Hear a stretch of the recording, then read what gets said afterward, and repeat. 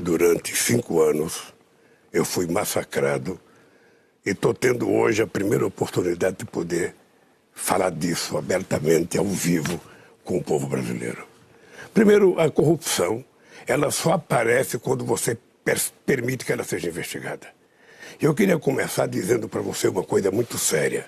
Foi no meu governo que a gente criou o Portal da Transparência, que a gente colocou a CGU como ministro para fiscalizar, que a gente criou a lei de acesso à informação, a gente criou a lei anticorrupção, a lei contra o crime organizado, a lei contra a lavagem de dinheiro, a AGU entrou no combate à corrupção, criamos o COAF para cuidar de movimentações financeiras atípicas e colocamos o CAD para combater os cartéis. Ou seja, foram todas as medidas tomadas no meu governo, além de que o Ministério Público era independente e além do que a Polícia Federal recebeu no meu governo mais liberdade do que em qualquer outro momento da história. Porque você está lembrado que em 2005, quando surgiu a questão do mensalão, eu cheguei a dizer o seguinte: só existe uma possibilidade de alguém não ser investigado nesse país, é não cometer erro. Se cometer erro, vai ser investigado. E foi isso que nós fizemos. Olha, se alguém comete um erro, alguém comete um delito, investiga-se, apura, julga, condena ou absolve e está resolvido o problema. O que foi o equívoco da Lava Jato? É que a Lava Jato enveredou por um caminho político delicado. A Lava Jato, ela ultrapassou o limite da investigação e entrou no limite da política. E o objetivo era o Lula. O objetivo era tentar condenar o Lula. Não sei se você está lembrado que no primeiro depoimento que eu fui dar ao Moro, eu falei: Moro, você está condenado a me condenar porque você já permitiu que a mentira foi longe demais. E você sabe do que eu estou falando. E aconteceu exatamente o que eu previa. Quando nós entramos com habeas corpus na Suprema Corte, foi antes e bem antes do hacker. E se você pegar o nosso habeas corpus, a gente está dizendo coisa que depois se descobriu com o hacker investigado pela Polícia Federal. Não há hipótese. Eu quero voltar à presidência da República e qualquer hipótese de alguém cometer qualquer crime, por menor ou por maior que seja, essa pessoa será investigada, essa pessoa será julgada e essa pessoa será punida ou absolvida. É assim que você combate a corrupção num país. Nós vamos continuar criando mecanismos para investigar qualquer delito que aconteça na máquina pública brasileira, porque eu já disse 500 vezes de que a corrupção, eu poderia, por exemplo, fazer decreto de 100 anos. Sabe decreto de sigilo, que está na moda agora? Eu poderia, para não apurar nada, decreto de 100 anos de sigilo para o Pazuello, decreto para meus filhos, decreto para meus assessores. Ou eu poderia não investigar, pega um tapetão, coloca em cima de qualquer denúncia, aí nada vai ser apurado e não vai ter corrupção. E a corrupção, ela só aparece quando você governa de forma republicana, que você permite que as pessoas sejam investigadas independentemente de quem seja. Você não pode dizer que não houve corrupção se as pessoas confessaram.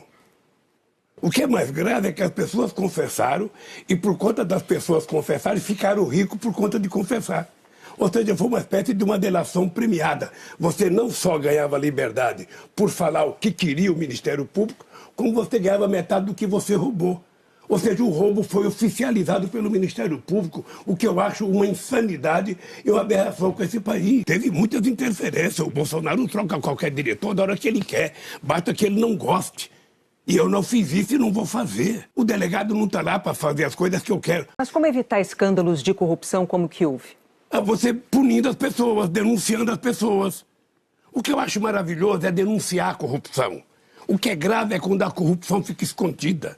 Por isso que eu acho importante uma imprensa livre, por isso que eu acho importante uma justiça eficaz, porque se tiver um problema de corrupção, Renata, tem que ser denunciado. Bom, o senhor falou em qualquer lugar tem que ser denunciado, na empresa privada e na empresa pública. Não é possível você ficar aguardando a corrupção sem levar em conta o prejuízo que aquilo traz à sociedade brasileira.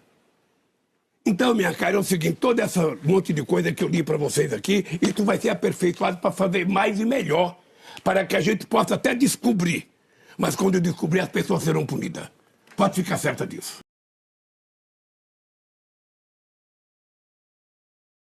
Eu estou querendo voltar porque eu quero ser melhor do que eu fui. Eu quero ser melhor, eu quero voltar porque eu quero fazer coisas que eu deveria ter feito, mas não sabia que era possível fazer. É por isso que eu fui escolher uma pessoa como Alckmin de vice. para juntar duas grandes experiências na minha vida. Um cara que foi governador de São Paulo 16 anos e vice 6 anos, e o cara que foi considerado o melhor presidente da história do Brasil. É esses dois que vão governar esse país. Quando eu tomei posse em 2003, o Brasil tinha 10,5% de inflação. O Brasil tinha 12% de desemprego. O Brasil devia 30 bilhões ao FMI. Nós tínhamos uma dívida pública de 60,4%. O que é que nós fizemos? Primeiro, nós reduzimos a inflação para a meta, sabe, que era 4,5 mais 2 menos 2 durante todo o meu período de governo. Segundo, nós reduzimos a dívida pública de 60,4% para 39%. Nós fizemos uma reserva de 370 bilhões de dólares. E nós ainda emprestamos 15 bilhões para o FMI. Não sei se você está lembrado disso. Além do que, nós fizemos a maior política de inclusão social que a história desse país conheceu. É assim que nós vamos governar esse país. Eu digo sempre, Boni, que tem 3 palavras mágicas para governar o país. 3. A primeira dela é credibilidade. A segunda dela é previsibilidade. E a terceira é estabilidade. Você tem que garantir, primeiro, que quando você falar, as pessoas acreditam no que você fala. Quando você fala na previsibilidade, é porque ninguém pode ser pego de surpresa dormindo com mudança do governo. E a estabilidade é para você convencer o governo, cumprindo com a sua tarefa, que os empresários privados do Brasil e os empresários estrangeiros tenham condições e saibam que tem estabilidade para fazer investimento aqui dentro. E você sabe, eu vou terminar dizendo o seguinte: nunca antes na história do Brasil esse governo teve uma chapa como Lula e Alckmin para poder ganhar credibilidade interna e externa para fazer acontecer as coisas no Brasil.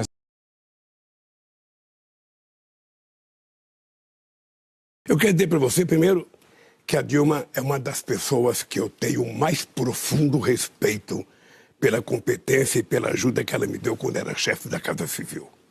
A Dilma fez um primeiro mandato presidencial extraordinário, porque a crise se agravou, a crise internacional, e mesmo assim ela se endividou para poder manter as políticas sociais e para poder manter o emprego em 4,5%, que foi o menor desemprego que nós tivemos na história desse país. Era como se fosse padrão Noruega, padrão holandesa. Eu acho que a Dilma se cometeu equívoco na questão da gasolina. Ela sabe que eu penso isso. Eu acho que cometeram equívoco na hora que fizeram 540 bilhões de desoneração e isenção fiscal de 2011 a 2040. Sabe? E eu acho que quando ela tentou mudar, ela tinha uma dupla dinâmica contra ela. Eduardo, sabe, o presidente da Câmara e o Aécio no Senado, que trabalharam o tempo inteiro para que ela não pudesse fazer nenhuma mudança. Ela mandou medida provisória para mudar, como aconteceu com o Fernando Henrique Cardoso.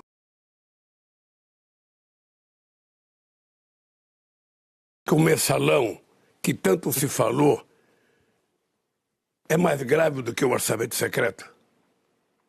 Vamos falar de orçamento secreto. Deixa eu lhe falar uma coisa. Vamos falar de orçamento secreto. A vida política estabelecida em regime democrático é a convivência democrática na diversidade. Nenhum presidente da República, num regime presidencialista, governa se não estabelecer relação com o Congresso Nacional. O Centrão não é um partido político.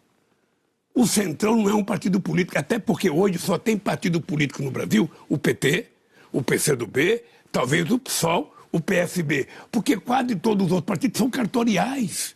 Ou seja, são cooperativas de deputados que se juntam em determinadas circunstâncias.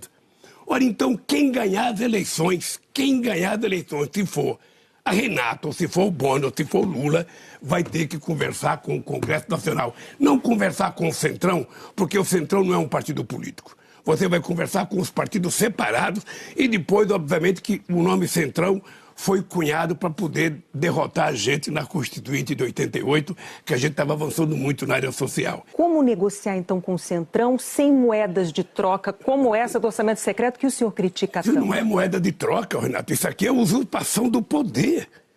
Ou seja, acabou o presidencialismo, o Bolsonaro não manda nada. O Bolsonaro é refém do Congresso Nacional. O Bolsonaro sequer cuida do orçamento, Renata, sequer cuida do orçamento. O orçamento quem cuida é o Lira. Ele que libera verba, o ministro liga para ele, não liga para o presidente da República. Isso nunca aconteceu desde a proclamação da República. E eu tenho consciência que uma das tarefas minha e do Alckmin, se a gente ganhar, é a gente tentar, primeiro, trabalhar durante o processo eleitoral para que a gente eleja muitos deputados e muitos senadores com outra cabeça. Segundo, acabar com essa história de semipresidencialismo, de semiparlamentarismo no regime presidencial. Mas você acha mesmo que o Bolsonaro parece o bobo da corte. Ele não coordena o orçamento. Veja que engraçado. Ele agora acabou de aumentar o auxílio emergencial para R$600, correto?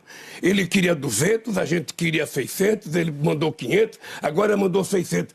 Até quando? Até dia 31 de dezembro. Porque na LDO que ele mandou para o Congresso Nacional agora, não tem a continuidade. E ele, então, acaba de mandar a LDO e vem aqui mentir e dizer, não, eu vou continuar, eu vou continuar. Você não vai continuar? Por que ele não colocou ali diretrizes orçamentárias?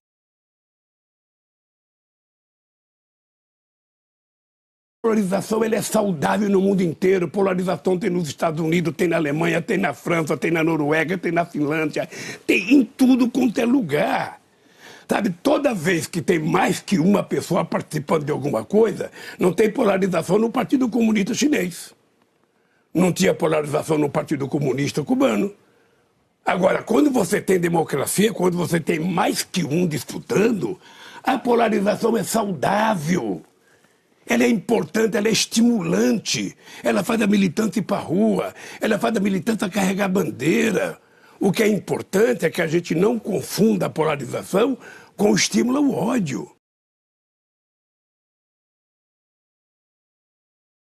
Não existe ninguém imprescindível ou insubstituível. Quando o cara começa a pensar que ele é imprescindível ou insubstituível, ele está virando um ditador. Você está lembrado que eu tinha 87% de bom e ótimo quando um deputado do PT resolveu propor uma emenda no Congresso Nacional por terceiro mandato e eu não quis. Eu estou favorável à rotação, sabe, do poder. Sabe, a alternância de poder é uma coisa importante. Hoje tem um cara de esquerda, amanhã tem um de direita, depois tem um de centro. É assim que a sociedade caminha. Por isso que eu estou muito tranquilo, sabe, com a minha relação internacional.